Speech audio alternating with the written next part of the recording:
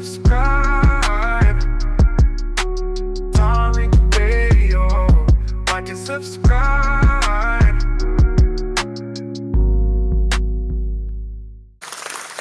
All right, we're in the building, ladies and gentlemen. We are indeed in the building. Round of applause to you.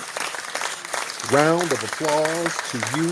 Respect to the law. Respect to the law. Respect to the law. Glad to have y'all sitting up in here with me. We're relatively early on the tap in, relatively, because usually I'm going on real late, but we're here. Respect to you guys. Let me have you guys give me some good retweets. If you can give me some retweets, that would be great. And while you guys are retweeting, oh man, it's a whole bunch of y'all in here coming in early. I guess when I go on early, you guys come in early. Let me give you guys some shout outs here real quick. Let me shout out some of the regulars. We got Nicole, Juicy Genius, Ivy World, FBA Said, Winter Soldier, Elevation, OGT, Daddy Shack, Moon, Miss Willa, 666, Just Me, so many people. Mika, Tierra Dynamite. What's up, Tierra? FBA Lamond, FBA Damo. We got man, everybody's in here. The Black Receipt, Maroc, Rhonda, Brother Andre, Martin from Brazil, Ty Powell, Highland, the Prototype, Brother Wayne Dretsky, Ernest, Sir Mike in the building. And by the way, Tierra Dynamite, since you're out here in LA, we might be having an event at the Hidden History Museum October 4th, Saturday, October 4th. We're putting that together now, so get that on your calendar. I keep everybody posted. We haven't had an event, one of our own events at the museum in a minute. So we're going to have a fall/Halloween event comedy joint there. We're going to have complimentary food and all that. So I keep everybody posted on the details. Y'all got to come to the Hidden History Museum, man. It's a vibe. It's a real good vibe. You guys will love it. And y'all can come up there, anytime during the week and the weekend and just come visit. But anyway, I digress. First thing I want to talk about, family. Y'all hear about Essence magazine. Y'all know Essence has been tethered up. There was a lot of criticism of Essence and the Essence Fest this year for them trying to really co-opt our culture and impose other cultures on foundational Black American culture. So there was a problem with that. What's up, Brother McCall? I see you. So Essence was really on the hot seat for the way they did the Essence Festival this year. Well, the foundational Black American family did not like it. Everybody was calling them out. They had a bunch of non-FBAs running the show. They were having a jambalaya/jollof contest, and oh man, it was just janky all the way around. Some of the artists were complaining. Stephanie Mills put out a statement complaining about how unprofessional it was. I think our good sister Lauren Hill, she's like, yeah, I'd be late, but shit, I wasn't late because it wasn't my fault this time. Yeah, I'd be late, but not this time. It's their fault. Yeah, they were messing up. So Lauren Hill was calling them out, just artists calling them out, the customers and the audience and the fans and the community is calling it out. Wasn't a good look. What's up, Black Alpha? I see you, brother. So the backlash was real, and they announced today that Caroline Wanga, who's the Kenyan American, she was the Kenyan American president and CEO of Essence, because they got a whole bunch of top brass people who are non-FBAs up there. So they announced that Caroline Wanga will not be returning from her, quote, health leave. So they've confirmed in a joint announcement that she is no longer with Essence. She is out. Now, in a statement, the company announced that Wanga is officially stepping down as president and CEO to enter the next chapter of her career. They say we are profoundly grateful to Caroline for her leadership vision and unwavering advocacy of women, Black women in culture. Mr. Richelieu Dennis, who's, I think he's Liberian, right? Founder and chairman of Sundial Technology and Media Group, parent company of Essence Ventures, said in a release, her expertise in culture, equity, and organizational change has fueled progress across the Essence Ventures portfolio. Caroline has left an indelible mark on Essence and beyond, and we will celebrate the many ways she has amplified our vision and impact. Oh, this is a buttery ass firing, boy. They're firing your ass with a cherry on top. Boy, they putting a lot of sugar on shit. They are putting a lot of sugar on it. This is a very fancy way of saying your ass is up out of here. So it looked like they kind of came to a consensus. Yeah, we're gonna let you go, but we ain't gonna throw you under the bus. We're gonna let you out the door sweet and slow. You're gonna do the walk of shame. It's just like you. It's like, yeah, we'll let you fix your wig. We're not gonna let you walk out the hotel with your hands, with your heels in your hands, and your hair all disheveled. Now we're gonna let you do the walk of shame with dignity. We're gonna fix you up, and we're not gonna let you walk downstairs in the lobby knowing you got smashed. Women, y'all know about that walk of shame. Y'all go to a nigga's hotel and leave the next morning, your hair all over the place, your heels in your hand, your dress is wrinkled because you done got folded up all night. Yeah, so you ain't got no makeup on, so you tiptoeing across the lobby. Yeah, and everybody know what happened. They know that you got your back blown out, and you're trying to walk downstairs looking like Claire Huxtable, like nothing happened. You ain't fooling nobody. But that's what they did to Caroline Wanga. She did the walk of shame, so they had to kind of clean her up before they pushed her out the door and let her do the walk of shame. But let me tell you something, family. You know what it is, family? The foundational Black American effect is real. People think this is a game out here, don't they? This is another casualty of the FBA effect. The foundational Black American family is not out here playing, ladies and gentlemen. This thing is real. People out here learning the hard way, aren't they? I want y'all to understand. Listen, Essence Fest this year, the backlash was fueled by foundational Black American voices. Listen, Essence was criticized because they were culturally off brand. It was chaotic and it was really unwelcoming to the core audience that built the legacy of Essence, foundational Black Americans. And, social media, it just erupted with videos, live commentary, exposés about how the event just felt infiltrated. It felt detached from the culture. And it was the foundational Black American community speaking up about it. Yeah, people just felt like it was being hijacked by non-FBA agendas. And the foundational Black American community, they were exposing that co-opting in real time. The way the panels were lined up, the vendors selections, the social themes. Yeah, a lot of foundational Black Americans just felt that this Essence Fest tried to center Pan-African and Caribbean and Afro-Latino narratives in a way that really silenced or sidelined the specific lineage-based experiences of foundational Black Americans. You see? Yeah, we're just not having the co-opting no more. People think this shit is a game. We're not having this co-opting no more. You're not gonna sit up here and impose these different cultures on us and minimize our culture when the Essence Fest was built off of the greatness of foundational Black American culture. Yeah. People took to Twitter, TikTok, YouTube. They were calling out all of the misrepresentation.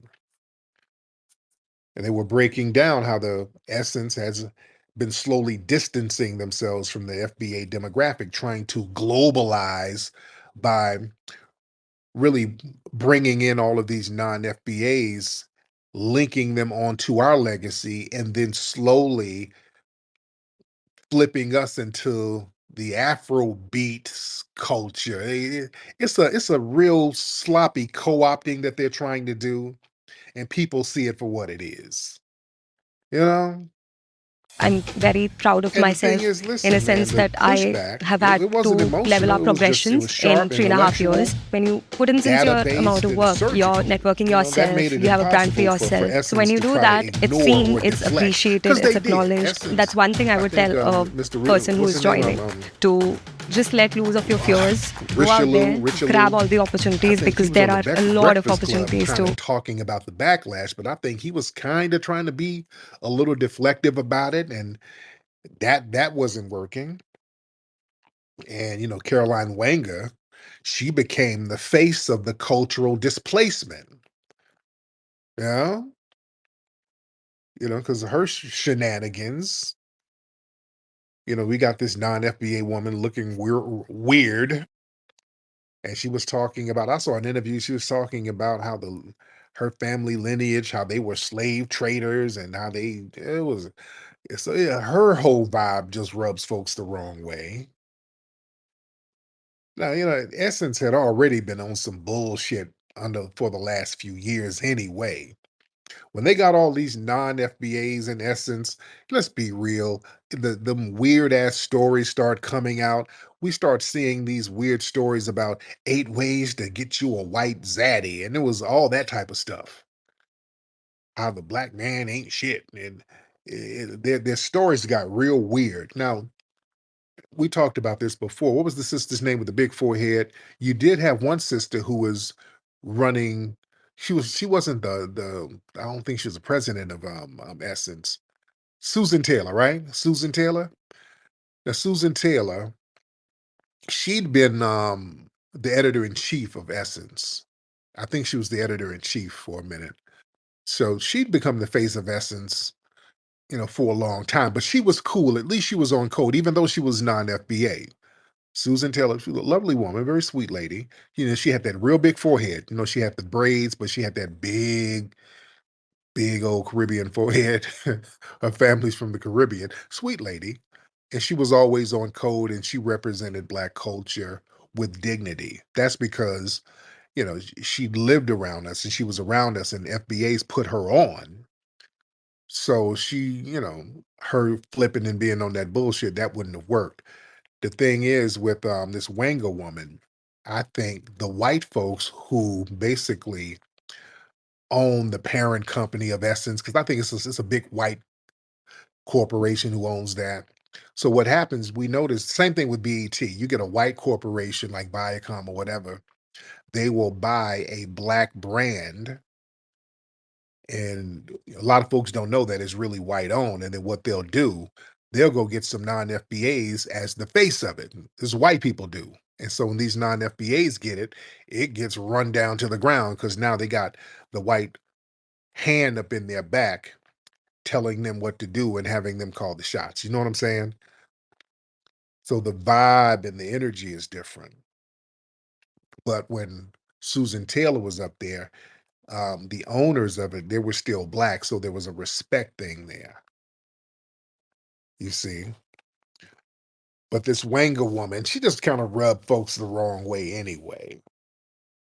So they were trying to rebrand Essence as some kind of diasporic umbrella rather than an FBA centered institution. And then, let's be real, Essence, they really had no choice. They had to kind of cut the ties quietly, you dig, because it was the precision of critique from Foundation of Black Americans. It was too much. They had to do damage control. Yeah. They couldn't have done a public firing to say, "Hey, she ain't shit, and we're gonna cut her off." That would make them say, that would make them look guilty. So they had to do the corporate playbook. They had to do a quiet exit disguised as a mutual decision, talking about some health reasons. No, that FBA effect is real, and that FBA effect that has proven itself across different industries. This is not an isolated event. A lot of artists and public figures, Fat Joe, he learned the hard way. Fat Joe went out there talking greasy about foundational Black Americans. All of a sudden, he's not hosting BET no more. And not only that, eventually BET, the awards, the hip hop just got scrapped altogether. Yeah, and then his album flopped. And people are learning the hard way. You start talking greasy about foundational Black Americans, people see the backlash is real heavy. That's what happened with Vlad. Vlad was talking greasy. Vlad saw that backlash. Vlad hollered at me quick. That's why I was on Vlad, and I allowed Vlad to apologize. I can respect that. You want to give an apology, you want to get in front of it, you want to admit where you're wrong because you saw that was going somewhere you didn't want it to go. And y'all go check out those interviews with Vlad. Very good stuff. Very good stuff. We had a very good conversation. I did some very good straightening. Very good straightening, and that's how we're supposed to do. I want to show y'all how to handle things. I want to show you how to stand on business. I want to show you how to get down and show you how to get things popping on your terms. You understand? I stay on business. I ain't changed a lick of my narrative at all. I've stayed 100% on business because I know I'm coming from a place of truth and righteousness. People are going to respect our damn lineage. That's all it's going to be. You understand? All of these people who want to kick, fight, and scream. Listen, y'all notice the vibe is different now. Now people are starting to use our talking points. Y'all notice that? That's what that whole thing with Amanda Seal, when she was debating all of them Sambos. She sounded like us. Now, look, back in the day, she was the polar opposite. But these folks are starting to sound like the foundational Black American grassroots. That's what happens when you stand on your square and stand on righteousness. You, ladies and gentlemen, you're on the right side of history. You understand that? I want the foundational Black American family to understand you are on the right side of history. There's nothing wrong with you acknowledging your lineage and giving props and praise and honor to your lineage. There's nothing wrong with that. There's absolutely nothing wrong with honoring who you are lineage wise, honoring your great ancestors on this land. There's absolutely nothing wrong with that. Anybody talking about it's divisive, that's a con job. That's a person who's just trying to wiggle in there so they can hustle your lineage for their own little personal benefit.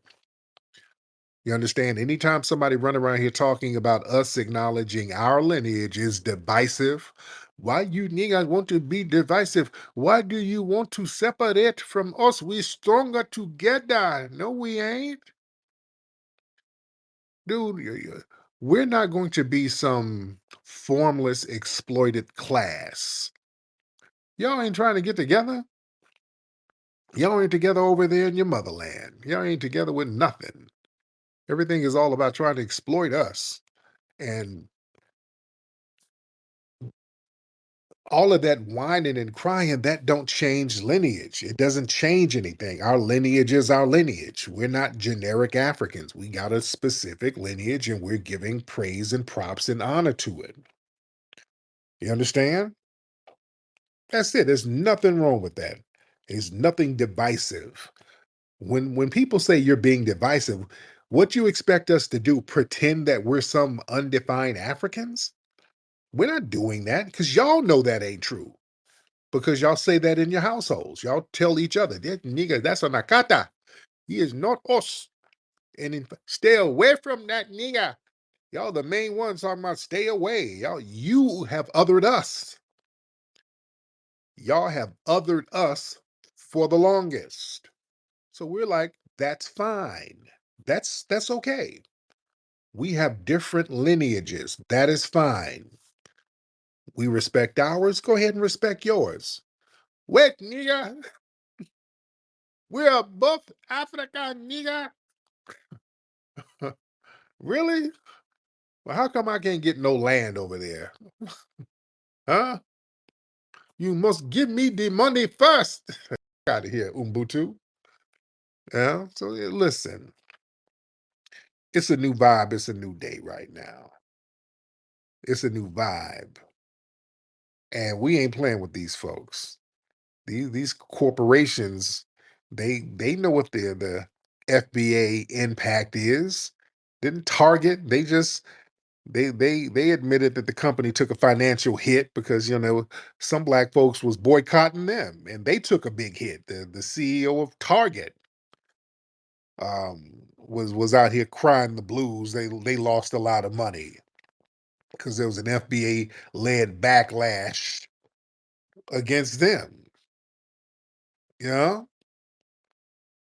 yeah, man. Folks think it's a game out here. It's not a game out here. Listen, they didn't want us to realize this, family. This is why they've always tried to minimize us and not let us have an understanding of what our lineage is, because they understood, family. They knew once we realize who the hell we are and how unique and how exceptional we are, and once we got on code with each other, they understood how unstoppable we're going to be. This is the reason why they don't like us being on this vibe. They don't like us centering ourselves on our lineage, because that's where our power is, and we can make moves collectively on code. It's 43 million plus of us. Just imagine us getting on code about our lineage. That's a powerful thing. And when folks come around trying to co-op and infiltrate, they get called out very early. Just understand this identity that we have, family. This is a lineage. It's not a color code. You know, see that's the whole thing with Essence. See that whole outrage with Essence. It was rooted in the disrespect of our lineage-based identity. You see, we're gonna make people respect the lineage, because people try to do blackness when it's convenient, and then they're not black when it's convenient. See, when it's convenient, they lean on their ethnicity, but when it's convenient, they lean on blackness. So people do all this dipping and diving, and enough of that stuff. We're tired of that. And the thing is, this renaissance, we're having a foundational Black American renaissance right now, and you see it has cultural teeth. See, this is a new vibe. This is a new era. We're foundational Black Americans. We're reclaiming our history. We're reclaiming our economy, our image, our identity. The same way a lot of previous movements and institutions forced change through civil rights protests and things like that. This foundational Black American renaissance we're having right now, we're using media, economic, social pressure, and we're enforcing accountability. And the thing is, if people out here trying to any brand or institution trying to be disrespectful, people are getting washed right now with long-term damage. That's why people kick and scream when we talk about our lineage. And Wanga, her exit, some people look at that as a warning shot for some of the other institutions. They Essence tried to pivot from its foundational Black American roots, and they got checked real hard.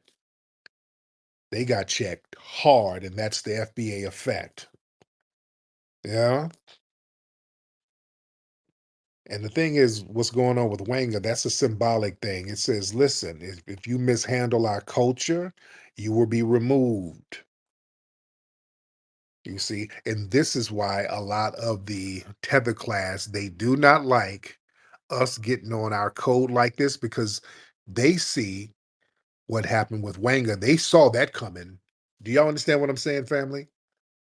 This is what they were afraid of. What happened to Wanga, they were afraid of that, because they understand, family, that a lot of these non-FBAs are used as buffers to undermine us.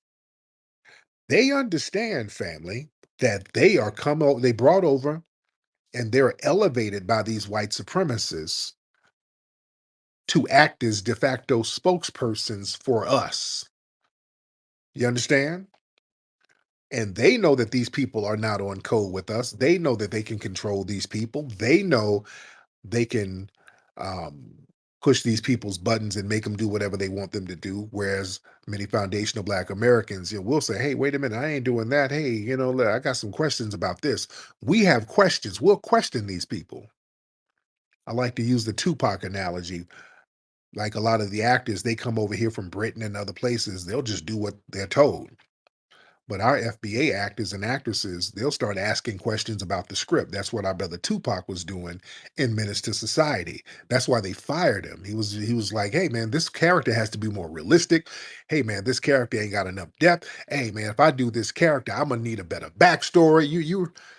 You're trying to make this thing really, really pop off." That's how we do, you see. So a lot of these people, they come over and they're going to do what they're told. And a lot of folks are going to go along with it who are not FBA.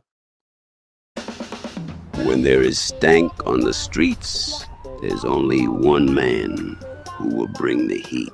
Hey, Rootwork Jones, why you got to split, sugar?